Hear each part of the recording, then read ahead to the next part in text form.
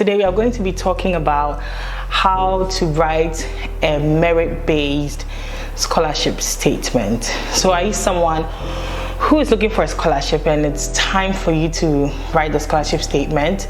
I just want to give you a step-by-step guide on what to write in that essay. Okay, so let me just give a quick disclaimer here. Sometimes the scholarship secretariat will ask you to write about specific topics. Okay, they'll ask you specific questions.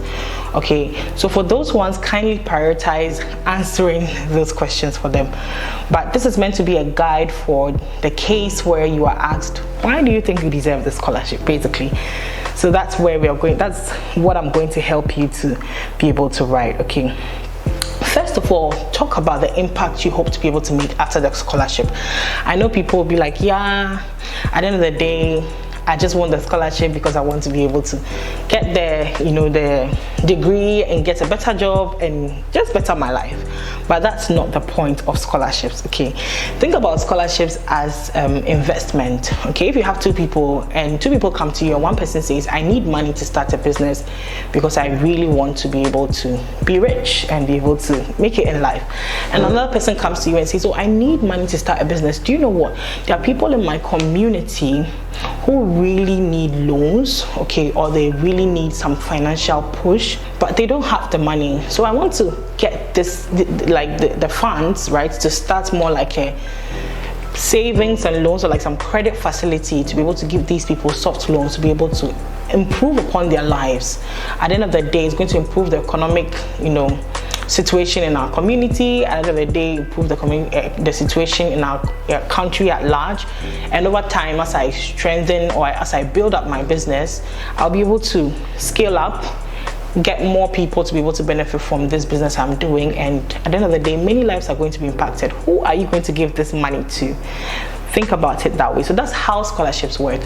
They think about impacts. They focus more on what impact you are going to make, in the community after they have invested in you, in your education.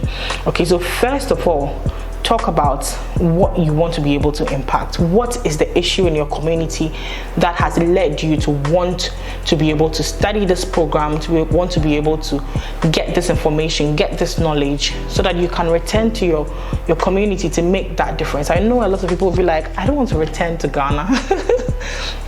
But in this day and age, you don't have to return home physically to be able to make an impact home, right? So the whole point is you have to have home in mind. You have to have your community in mind. In fact, if you are fortunate, there are some scholarships that will tell you directly that what impact are you going to make in your home country. Some of them too keep it subtle, but that's really what they want you to talk about. So please make sure you focus on that. Okay. Now, another thing you have to talk about is you are trying to convince them that you want to make an impact. But what are you doing about that situation now? You have to be able to talk about what you are doing currently. I call them rescue steps. What are the rescue steps you are taking to be able to help solve that problem in your own little way? If you are doing nothing about that, then what is your track record of being an agent of change? Who will want to give you any money when you haven't even done anything about what you are talking about?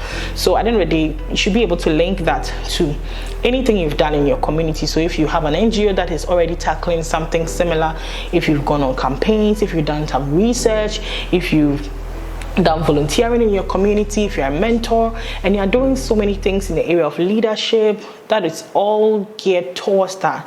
That makes it really, really great. Another thing you can also talk about is, or you should also talk about, is your academic background. Okay, what are some of the courses? In fact, how did that impact you want to make? How did that even influence your academic choices, right? How did that even influence your professional choices? Okay, these are things you should be able to talk about, because they should be able to see that you are someone who is very passionate about that change you really want to make. Okay, you should also then go on to talk about why that university and that course that you want to study, okay, why is that university and that course best placed to help you fulfill that goal that you want to fulfill? So you have to talk about the course you want to study. How does that match, or how does that empower you, equip you to be able to do what you want to do? How is that university, what is it about that university's faculty, what is it about that university exactly that makes it the best fit for you to be able to get that education that you want that relevant education to be able to make that impact that you want to make. Okay, then next, you talk about the scholarship itself.